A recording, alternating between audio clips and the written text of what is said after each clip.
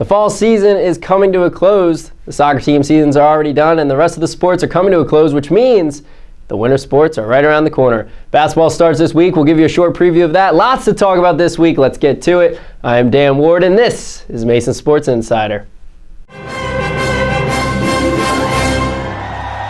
So how did the women's soccer team fare in the E10 tournament? They entered the tournament as a 4th seed, and they took on the 5th-seeded Fordham Rams for the second straight game. They tied the Fordham Rams in the final regular season game. This was another hard-fought battle between the two teams, and the teams would need overtime again to decide a winner. The Patriots struck first and early in the 15th minute with a goal scored by Jenna Hamilton, and it looked like this goal would stand and give the Patriots the 1-0 victory. But for the second straight game in a row, the Fordham Rams found the equalizer late in the game, this time with just 62 seconds remaining to force overtime. Same story was playing out for the second straight game, just this time with 2 goals fewer. Last year, Mason lost to Fordham in penalty kicks, so they were trying to avoid a similar fate. And avoid that similar fate is exactly what they did. Erin Mitchell was the hero in this one, scoring the golden goal in overtime to advance the Patriots to the semifinals for the second year in a row. Unfortunately for the Patriots, they would be facing the undefeated St. Joseph Hawks, and they would be doing so without senior leader Alex Myers, who suffered an injury against the Rams. This would prove costly as the Hawks proved their might against the Patriots, scoring 2 goals early in the first half. The first goal was against Kirsten Glad, but she too had to be taken off the field because of an injury. Morgan Simmers then came in and gave up a second goal, but kept the Patriots in it, picking up some impressive saves, and the Patriots would go into halftime down 2-0. The Hawks then added another goal just 7 minutes into the second half to improve their lead to 3-0, but the Patriots weren't done just yet. They showed some fight. Abby Downey and Erin Mitchell scored 2 goals in just 2 minutes, and we had a whole new ball game with just 14 minutes left. But 93 seconds later, the Hawks found the back of the net, again killing the momentum of the Patriots. And then the final moments of the game, with the Patriots scrambling and pressing, trying to get back in it, the Hawks iced it with another goal to win 5-2 and thus knock out the Patriots of the E10 tournament. This is the second straight year that the women's soccer team has lost in the semifinals. Coach Todd Bramble spoke of what he would say to his team when they meet in the next few days.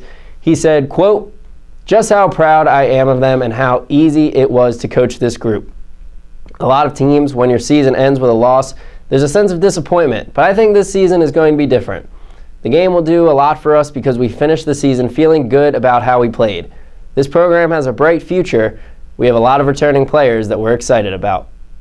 The future is certainly bright for the women's soccer team. First of all, they arguably had the best fall season among all Mason sports this year. And although they're losing some big-name players, Sarah Hardison, Kirsten Glad, Alex Myers, 2 very big offensive players, and then, of course, your goalkeeper.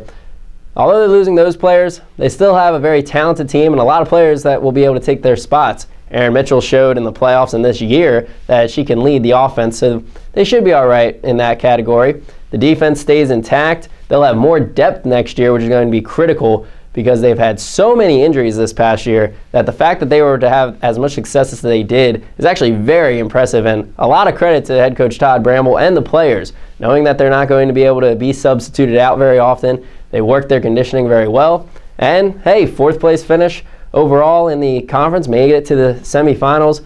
Quality year for the women's soccer team. No reason why they can't come back next year and be an even better team, more depth, as I said, and a strong freshman class. So good luck to all the seniors. Thank you for all you've done. It's a very strong senior class, but the women's soccer team is going to be all right. More great seasons are upcoming for this team for sure. But now we'll talk about the men's soccer team, and they, on the other hand, wrapped up their underwhelming season with a home game against the Davidson Wildcats. It was senior night for the team that was looking for their first conference win of the season, but a win against the Davidson Wildcats would leapfrog the Patriots out of last place just ahead of Davidson. Seniors Michael Butts, Ryan Harmouche, Zach Hurstek, Daniel Hoffman, Colin Hunter, Matt Tucker, and Stephen Kraus were all honored prior to the game. Hoffman had to sit out this one after receiving a red card in the game prior, but the rest of the seniors all got to see the pitch with 5 of them starting. It was a competitive first half with both teams getting some opportunities and playing strong defense. In the 41st minute, Mason had a great chance with Nick Malinowski sending a shot off the far post Henning Dirks tried to put home the rebound shot, but goalkeeper Andrew Kennison was there for the Wildcats. The game went into halftime scoreless, but then late in the second half, things began to get chippy between the two teams.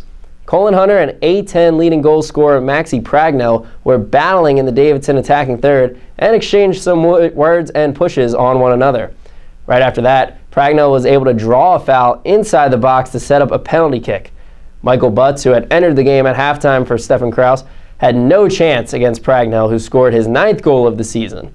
This turned out to be the game winner, as Mason could not get anything going after that, and they dropped their final game of the season 1-0. This result means the men's soccer team finished this season with a winless conference record and just 2 wins on the season. Obviously, this was not the year the team wanted or expected, but it is done now, and now it is time to look towards next season. The players they are losing are mostly offensive players, but after this season, that may be okay. New players will be able to step up and take the roles left by the starters. Next year, I expect Tunde Akinlasodu, Raheem Lawal, and Tolu Ibekunle to get big increases in playing time and take advantage of those forward positions.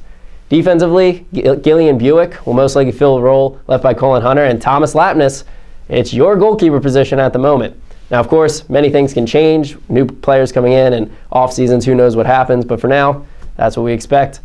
There's a strong freshman class coming in, according to reports, so next year's new-look Patriots should be a team that rises back up to playoff contention. I expect this to simply just be an outlier as to an otherwise successful trend that men's soccer has started since joining the E10 conference. You live, you learn, you forget. The offseason is upon us, so let's hope for next season. Now, one of the teams that has yet to wrap up their season is the women's volleyball team.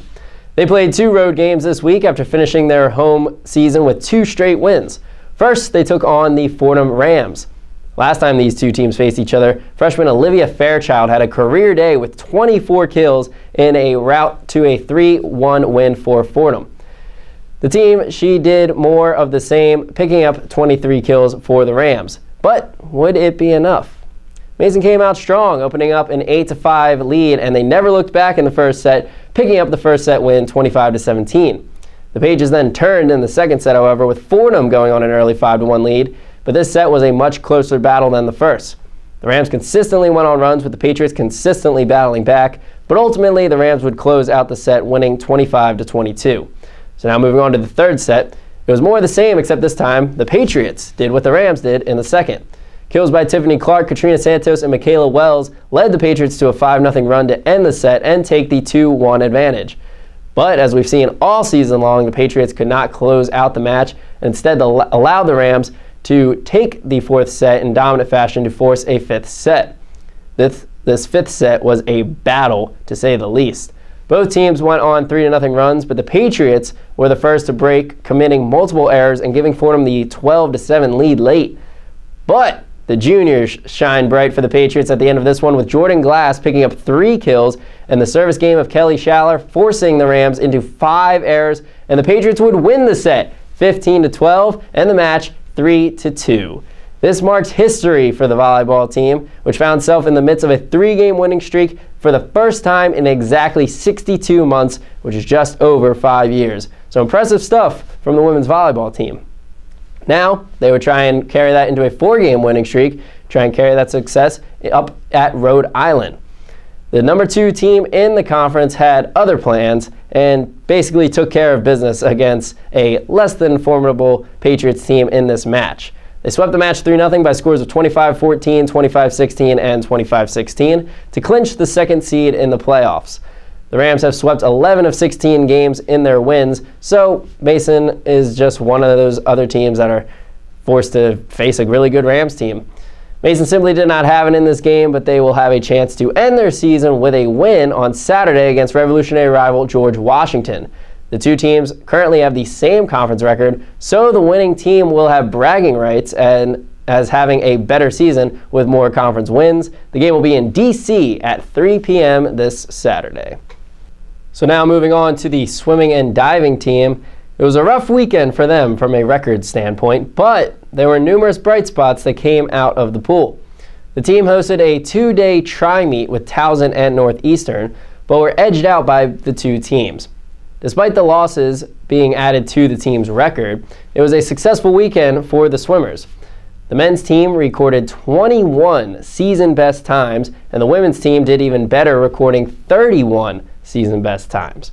So a lot of individual success by the swimmers, despite the team not being able to come away with the victories. On the men's side, junior Stephen Craig continued to shine for the men, finishing first in the 400-yard individual medley. Fellow junior Alec Morin also found a first-place finish in the 100-yard freestyle, and freshman Attila Kiss finished first in the 1,650-yard freestyle. The relay team won the 400-yard freestyle, and senior Paul Helfgott swept the diving events. So there you go, very successful for the men individually. On the women's side, senior Sydney Fisher and junior Dorothy Riley finished first in the 100-yard freestyle and 200-yard butterfly respectively, with Sarah Baralier winning the 200-yard breaststroke. All of the individual success from the swimmers and divers, including the ones I did not mention, bodes well for the Patriots moving forward and looking ahead to conference meets. They've been able to improve week by week and match by match, so the continued success should bode well for them when they have to face the conference opponents. The next action will be November 17th through 19th, where they will host the Patriot Invitational. Now over at the head of the Occoquan, the rowing team had a good day thanks to a combination of youth and experience.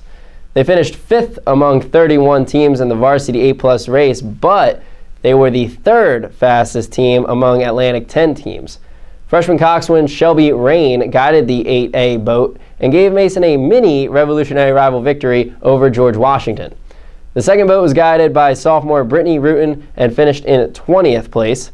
Head coach Ted Nagerson was pleased with the team's performance and progress, saying, quote, "It is a good foundation as we head indoors for winter training, where I believe we can find a lot more speed."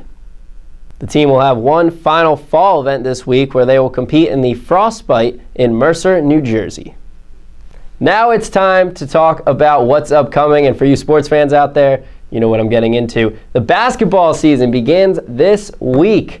The women's team opened things up with a home opener and season opener against Radford University on Friday at 7 p.m., and then the men will follow up on Saturday against the Towson Tigers, also at home. There's a lot of excitement surrounding these two teams. We'll start with the men's team. They are coming in under second-year head coach Dave Paulson, looking to improve on last season where we know they had a ton of exciting games. Now, they did lose Siobhan Thompson. That is the key senior that they lost, starting center, averaged nearly a double-double, great rebounder, etc. But they have a very talented freshman class that's coming in, and the freshman class from last year that gained so much experience, Otis Livingston, Jair Greer, DeAndre Abrams, even Danny Dixon. All of those players, plus the guys I haven't mentioned, are going to come together, good chemistry, a whole year under their belt, a lot of experience, necessary playing time. It's a good year. Now, because Siobhan is not in the middle, that actually will open up the lane a little bit for the teams, and that can be important because the quick players like Otis Livingston, Marquise Moore, who I'll talk about in a second, will be able to drive and dish, send it out to the shooters, have knockdown threes. It's going to be a different style of offense this year. Without Siobhan Thompson clogging up the middle, because although he was great down low, that's all he could be. He had to be down low. It now opens up space, and the players, the athleticism that we have, which is very high, very athletic team, that'll open up a lot of opportunities for the teams. As I said, the freshman class is very talented, and Daniel Helva, who had to sit out last year, played for the Portuguese national team. He'll be able to play this year. So that's a bigger body that could replace Siobhan Thompson potentially. A little bit shorter, but hey, try and replace him. So although they'll be smaller overall, they still have some big bodies. Daniel Helva and Danny Dixon, another big body as well. So very interesting, very exciting team. The two players that will be leading the team as seniors, they've been very successful throughout their 3 years so far at Mason, hopefully a successful fourth, are Marquise Moore and Jalen Jenkins. Now, of course, Marquise Moore starting even as a freshman. Jalen Jenkins, the incredible 75-foot shot at the buzzer to win a game for the Patriots. Very exciting moments from all the players. As long as Marquise Moore can stay healthy and Jenkins accepts his role on the team, they'll be big factors this season and could drive home a lot of victories for the Patriots. The key will be to utilize the athleticism, drive and dish, make their shots, and we know that they're going to play hard on defense because that's Coach Dave Paulson. So not really sure what the season has in store for us. All I know is that it's going to be a lot of fun and exciting, and hey, it's great to have basketball back in Fairfax. Now on the women's side, they are coming off the most successful season for either basketball team since joining the A10 conference. The team made it to the quarterfinals of the A10 tournament after finishing as the 9th seed in the conference and defeated the Dayton Flyers in the first round. They then fell to the eventual champion in George Washington, but it was a successful season nonetheless. They've continued to improve every single year since joining the A10 and every single year since Nyla Millison became the head coach. This year they will look to continue that trend, but their situation is a very interesting one. While on the men's side, we know that they just continue to get better, and they should continue to get better. With the women, it's a little bit different. They lost arguably the best player to ever come through George Mason University in Taylor Brown. Second all-time among the women in scoring, and that was only in 3 years. Had she played all 4 years here instead of the 1 year at Georgetown, then she would have destroyed nearly every record that the Patriots have. Definitely would have destroyed the points record. They also lost Christy Makube, who was second on the team in scoring and first in rebounds. So the Patriots will have to fill 26 points. Now, where is that offense going to come from? The other senior that they did lose is Rihanna Muhammad. I want to make sure she gets a shout out too, because she was a captain of the team, great defense, quality three-point shooter. So that's another spot that they're going to have to fill, especially on the leadership side. Now, who's going to fill their absence? They have very talented players, but again, you're losing 26 points. So somebody's going to have to fill that void. And who's going to be the player at the end of the game to take the shot, or who's going to be the player to score a bucket when other teams go on big runs? Those are the biggest question marks coming into the season. Now, despite that, as I said, very talented roster throughout the board. They have a lot of depth this season. We saw what some of the freshmen could do in the exhibition game this past week, and yes, they played a team that is Division II or Division III, much lower ranked. Obviously, they're going to win, but they still looked pretty impressive. Strong freshman class. Sylvia Maxwell, who had to sit out last year, she looked really good, rebounding, getting to the foul line, scoring. Pretty sure she led all players in scoring at the exhibition game. So that's really good to see. They have much more shooting threats this year with J.C. Bolton, a freshman, Jewel Triggs, who was the leading three-point shooter last year, Sarah Kaminsky, another freshman, and Sylvia Maxwell, who I just mentioned. A lot of three-point shooting threats. Sarah Kaminsky, probably going to be the starting point guard. She was very impressive in the exhibition. Very good passer, knows the game, very smart. We have Casey Davis, who's coming off of injury to help fill that void left by Christy Makube. Chineri Bell and Tiffany Pageant, who were very strong in their first years last year. Great all-around players. They've gotten better. They look stronger. They look better this season than they did last year. So a lot of good things on this women's team. The biggest thing is that they don't have any weaknesses, and if any one player is not doing well, just call on the bench, bring in another player. So it's really exciting this season. I expect a lot of big things. The players for them that are going to be leading the way are Kara Wright and Taylor Dodson. Now, Kara Wright was a leader last year, one of the leading scorers on the team. This year, as a senior, she's going to be looked to and called upon in multiple situations. Meanwhile, Taylor Dodson was a captain last year, and although she doesn't show up in the stat sheet very often, her defense is key, and her leadership on and off the court and the energy she brings game in and game out will be huge for the team this season. So this team, as I said, is set to have an even better season than last year. You cannot replace Taylor Brown, but the team that she has left behind is talented and confident with an always building chemistry behind them. So this women's basketball team, look out. They're going to make their mark on the A10 this season. But after all that talking, that'll do it for the updates this week. Now let's take a look at this week's upcoming schedule and revisit the games that I told you are upcoming. Didn't talk about them, but cross country will compete in the NCAA Southeast Regional Championships on Friday. As mentioned, rowing is competing at Frostbite in Mercer, New Jersey for their final fall season event. And the women's volleyball team will be at George Washington for their final game of the season, trying to beat the Colonials in the Revolutionary rivalry. And then, of course, the big games. Men's basketball and women's basketball. They both open up at home this weekend, Friday and Saturday, and then they will both hit the road. The men's team will face Lebanon Valley on Tuesday at 7 p.m. That'll also be a home game, but the women's team will be hitting the road. Sunday, they are at Delaware for a game at 2 p.m., and then Tuesday, they will be at LIU Brooklyn at 7 p.m. So for those home games, come out and support. And if you can't make it, you can always tune in and watch them live on Mason Cable Network Channel 8.1 and streaming online on the A10 network. So there we have it. A lot to talk about this week, but hey, a lot of stuff going on. Exciting time of the year. Basketball season upcoming. Fall sports wrapping up. It's just a good time to be a sports fan. If you liked the episode, leave us a like on YouTube. Reach out to me on Twitter if you have any questions, comments, or concern. My name is on the screen right now. So if you ever want to talk sports, talk Mason Athletics, maybe have a little prediction or a little comment and talk about the men's basketball team, the women's basketball team. What are your predictions? I'd love to hear from all of you guys out there. But until next time, it may be a while because next week I will actually be with the women's basketball team traveling. So unfortunately, we'll not have an episode next week. We will be taking a little bit of a hiatus. Might not be back until December, but we will make sure to have all the updates for you when we do come back. So until that time, whatever that time may be, I'm Dan Ward saying so long, God bless, and go Patriots.